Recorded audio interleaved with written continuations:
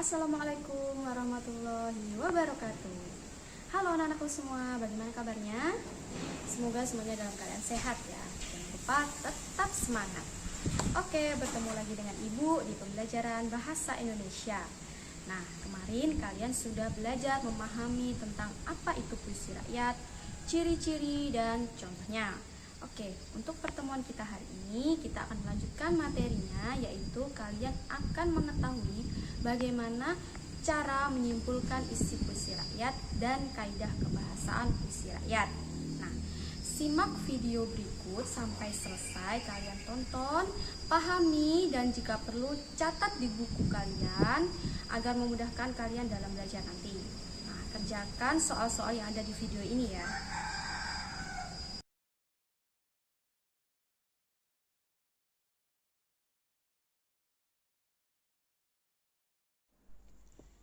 Nah, materi yang akan kita pelajari hari ini yang pertama yaitu menyimpulkan isi puisi rakyat.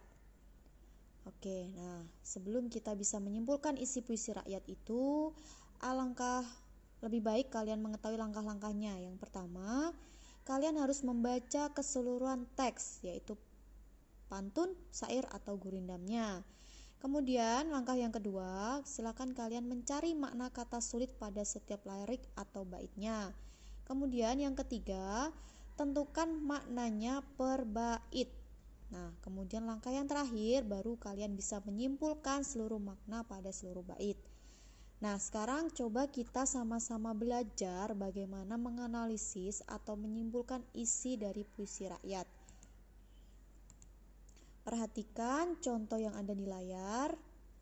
Yang pertama kita akan menyimpulkan isi pantun. Nah, di layar ada contohnya. Kita baca sama-sama. Air surut memungut bayam, sayur diisi ke dalam kantung. Jangan diikuti tabiat ayam, bertelur sebiji, riuh sekampung. Nah, apa maknanya? Kita coba analisis ya. Yang pertama, sesuai dengan langkah-langkah yang tadi ya, kita cari makna kata sulit. Nah, di dalam contoh pantun itu ada kata sulitnya apa? Yang menurut kalian bingung atau kalian belum paham maknanya. Nah, kita coba saja mencari kata sulit. Kalian bisa lihat hanya di baris ketiga dan keempat, karena kalau pantun isi itu kan berada di baris ketiga dan keempat. Nah, kalian lihat ini ada kata tabiat. Kata tabiat ini maknanya apa? Maknanya adalah perangai, watak, budi pekerti. Nah, kemudian langkah yang kedua kita simpulkan sekarang. Nah, baca lagi di baris ketiga dan keempat. Jangan diikuti tabiat ayam. Nah, berarti jangan mengikuti perangai atau watak ayam. Maksudnya apa? Bertelur sebiji riuh kampung. Ayam itu kan kalau mau bertelur, meskipun bertelurnya sebiji, dia itu riuh atau berisik ya. Berisik itu suaranya tuh kemana-mana gitu. Tidak hanya di dalam rumah, tapi tetangga-tetangga sekitar itu pasti akan mendengar kalau ayam-ayam itu akan bertelur. Nah, jadi jika kita memahami makna dari pantun ini, bisa disimpulkan bahwa biasakan bersikap tenang, jangan ribut hanya karena masalah kecil. Nah, maksudnya apa ini? Ya tadi di baris ketiga dan keempat ini tadi ya. Masalah kecil itu diibaratkan sebagai bertelur sebiji. Sebiji itu kan hanya kecil ya ibaratnya, jumlahnya hanya satu. Kemudian riuh tadi, jangan ribut. Nah, ini artinya jangan mengikuti tabiat ayam tadi. Seperti itu. Lanjut, kita menganalisis atau kita menyimpulkan isi syair ya. Kita lihat di layar ada syair perahu. Nah, kita coba baca dulu. Inilah gerangan suatu madah, mengarangkan syair terlalu indah. Membetuli jalan tempat berpindah, di sanalah itika diperbetuli sudah. Wahai muda, kenali dirimu, ialah perahu tamsil hidupmu. Tiadalah berapa lama hidupmu, ke akhirat jua kekal hidupmu. Hai muda arif budiman, hasilkan kemudi dengan pedoman. Alat perahumu jua kerjakan, itulah jalan membetuli insan. Perteguh jua alat perahumu, hasilkan bekal air dan kayu. Dayung pengayuh taruh di situ supaya laju perahumu itu. Nah, ini adalah penggalan dari syair perahu. Kemudian kita coba simpulkan isinya, maknanya itu apa. Nah, yang pertama ini ya, tadi mencari kata sulitnya. Nah, ini kebanyakan kan banyak kata-kata sulit nih, yang pasti kalian akan bingung apa sih ini maknanya. Nah, coba kita analisis satu persatu ya. Pada bait pertama ada kata madah, yang saya tandai madah, artinya adalah suatu karya. Nah, kemudian ada lagi itikat. Itikat itu adalah kepercayaan atau kepada Tuhan ya. Kemudian tamsil. Nah, kata tamsil kita lihat di bait kedua ini ya, tamsil. Artinya perumpamaan, berasal dari bahasa Arab yang mitsal, yang juga diserap ke dalam bahasa Indonesia menjadi misal. Nah, kemudian hasilkan kemudi, yang dimaksud adalah milikilah dan gunakanlah kemudi. Ini ya, hasilkan kemudi. Kemudian insan maknanya adalah manusia. Kemudian laju, cepat. Ayar maknanya adalah air. Dan seterusnya, kalian bisa baca sendiri di layar makna-makna dari kata sulit yang ada dalam syair ini. Kalau sudah, selanjutnya coba kita mencari maknanya per bait. Nah, kita analisis lagi ya. Ini syairnya, kemudian yang pertama, bait pertama nih ya. Setelah kalian mengetahui tadi makna kata sulitnya, kemudian cobalah kalian rangkai menjadi sebuah kalimat maknanya. Nah, kalau bait pertama seperti ini. Ini adalah suatu karya, madah tadi karya ya. Berupa syair yang sangat indah. Nih, mengarangkan syair itu kan membuat syair. Nah, syair ini memiliki tujuan untuk membetuli atau memperbaiki jalan tempat berpindah dari yang buruk menjadi lebih baik nih ya. Nih, di sanalah itikat diperbetuli sudah, berarti disinilah akan adanya perbaikan. Kemudian pada bait kedua kita coba analisis maknanya. Nah, ini ya, wahai para pemuda, kenalilah dirimu, hidupmu itu ibaratnya sebuah perahu yang diterpa ombak, angin dan badai. Ketahuilah juga bahwa hidupmu tidak lama di dunia ini. Pindah ke akhirat juga, hidupmu di akhirat itu akan kekal. Nah, ini kalian bisa lihat ya.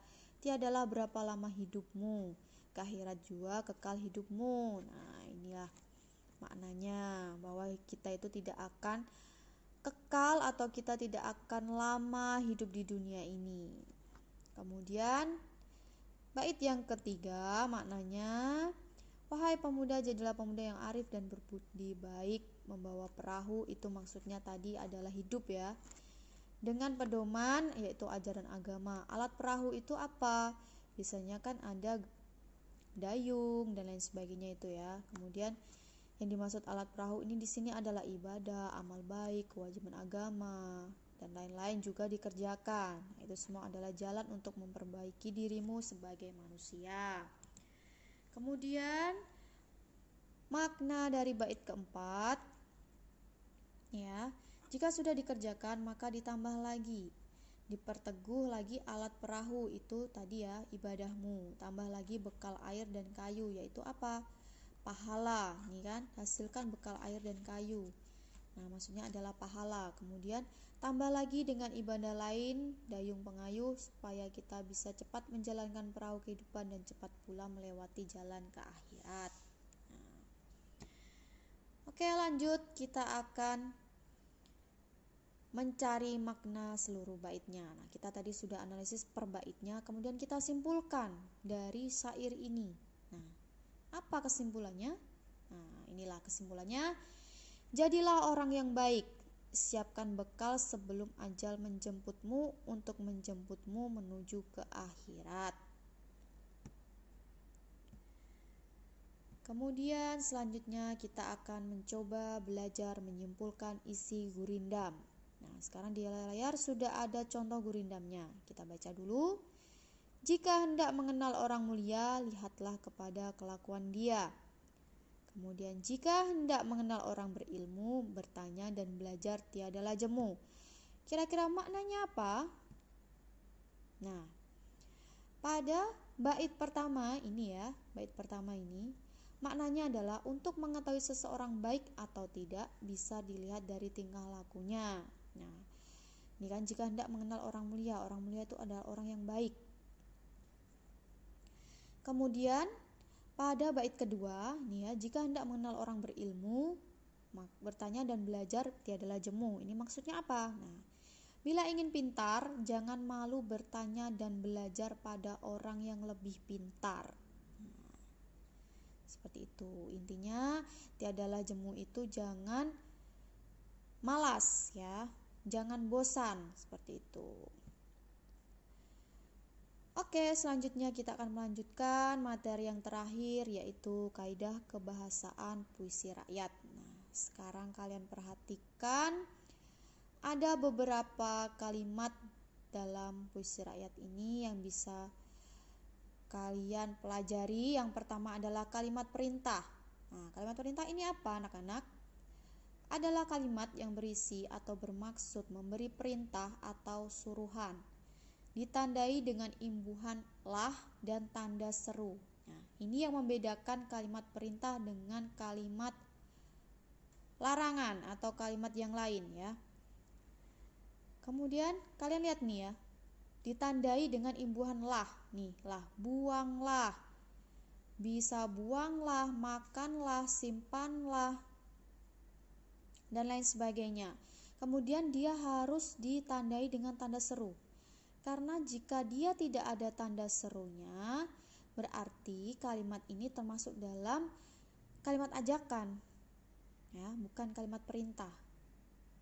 Oke, kemudian yang kedua, kalimat saran adalah kalimat yang berisi tentang saran kepada orang lain, ditandai dengan kata sebaiknya, hendaknya, seyogyanya. Nah, kalian bisa memilih salah satu dari 3 kata ini.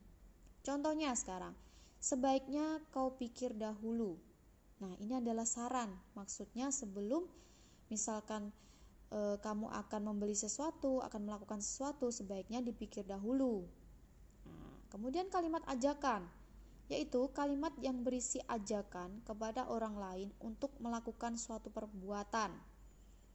Nah, ini ditandai dengan kata ayo, mari. Jadi kalian bisa menggunakan salah satunya.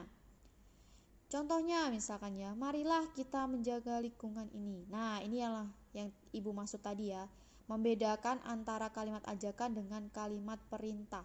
Sama-sama menggunakan imbuhan lah di belakangnya, tetapi berbeda.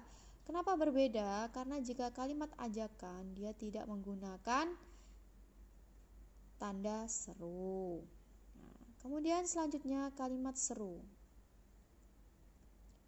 Kalimat seru adalah kalimat yang mengungkapkan rasa hati seperti kagum, heran, senang, dan sedih. Ditandai dengan kata betapa, alangkah, dan bukan main. Boleh dipilih salah satunya ya. Kemudian kita perhatikan contohnya. Alangkah indahnya alam Indonesia ini. Ini menyatakan apa? Menyatakan kagum. Nah, bagaimana jika menyatakan heran? Contohnya misalkan, bukan main pintarnya anak ini. Itu heran. Karena kalian merasa, wah, anak ini sangat pandai sekali. Selanjutnya yaitu kalimat larangan. Adalah kalimat yang berisi larangan agar orang lain tidak melakukan suatu perbuatan. Nah, sudah jelas kalau larangan itu berarti adalah dilarang. Nah, larangan itu biasanya ditandai dengan kata jangan, hindari, tidak boleh. Nah, seperti itu. Contohnya nih ya, jangan mudah berprasangka buruk kepada orang lain. Nah, inilah contoh dari kalimat larangan. Baik, selanjutnya kita akan mempelajari mengenai kata penghubung. Ya, di sini ada 4. Yang pertama kata penghubung tujuan. Yaitu apa? Kata hubung yang menjelaskan maksud dan tujuan suatu acara atau tindakan. Nah, ini ditandai dengan kata supaya, untuk, agar, guna. Kita kasih contoh satu ya. Misalkan saja kalimatnya seperti ini. Anita belajar sangat rajin agar ia mendapatkan juara olimpiade. Nah, kita menggunakan kata agar tadi ya. Tujuannya apa? Tujuannya tadi supaya dia menang juara olimpiade. Nah, itulah yang dimaksud dengan kata penghubung tujuan. Kemudian yang kedua, kata penghubung sebab. Nah, kata penghubung sebab itu apa? Yaitu kata hubung yang menjelaskan penyebab atas suatu peristiwa atau tindakan terjadi. Nah, ditandai dengan kata sebab, sebab itu, karena, oleh karena itu. Kita coba bikin satu contoh kalimat seperti ini ya kalimatnya.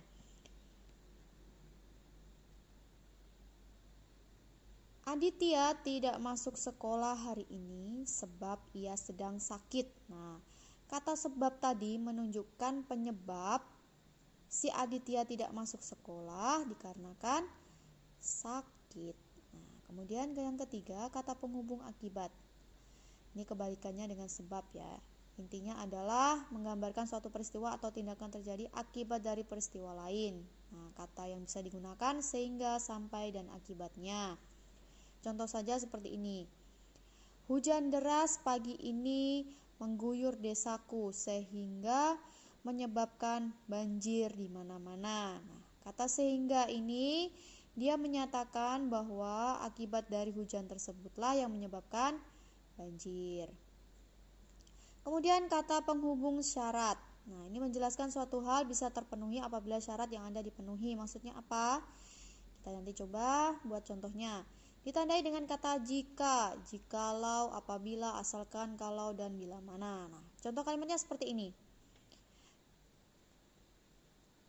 Ayah akan mendapatkan tunjangan gaji jika dia berhasil menyelesaikan lembur hari ini. Nah, menjelaskan suatu hal bisa terpenuhi apabila syarat yang ada dipenuhi. Itu tadi ya maksudnya. Jika kita menggunakan jika tadi, berarti apa maksudnya?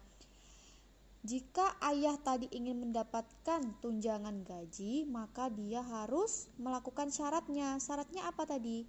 Syaratnya adalah dia harus melakukan lembur. Oke, selanjutnya kita akan mempelajari mengenai kalimat tunggal. Nah, kalimat tunggal itu apa? Yaitu kalimat yang memiliki satu subjek dan satu predikat.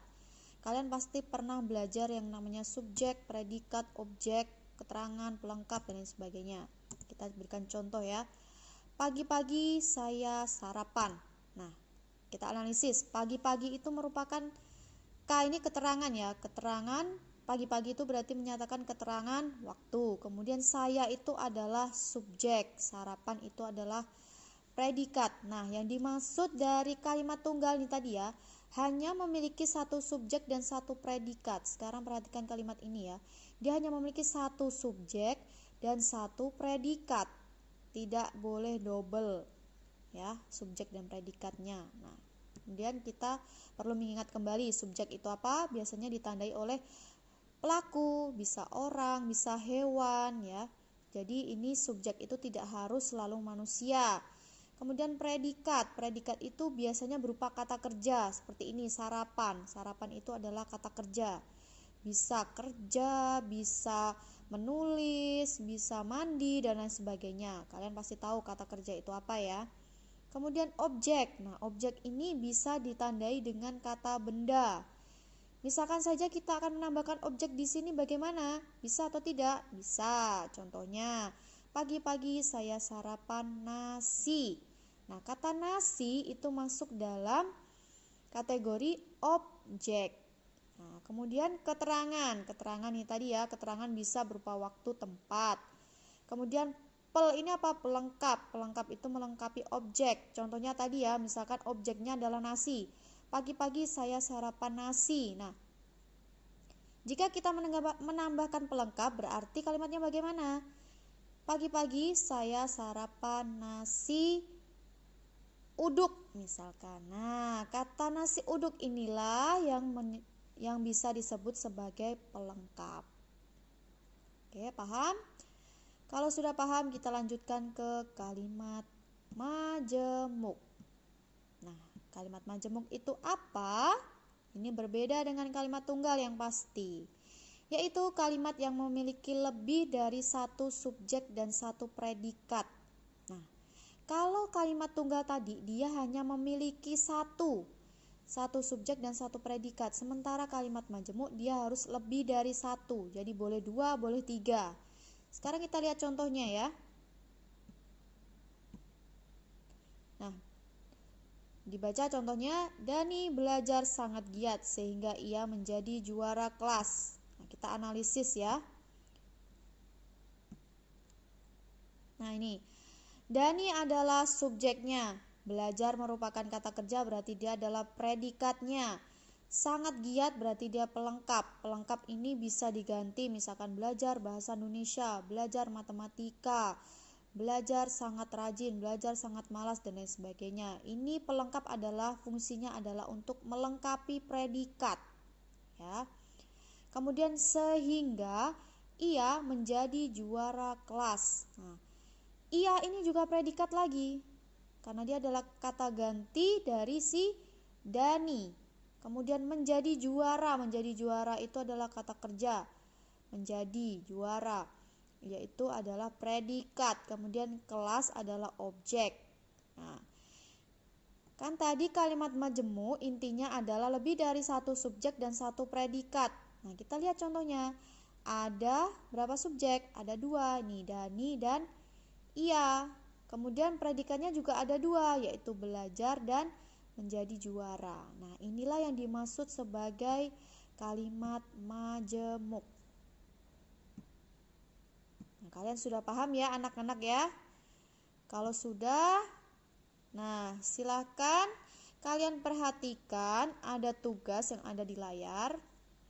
Nih yang pertama ya, Ibu bacakan dulu. Analisislah isi atau makna pada 3 puisi rakyat berikut ini.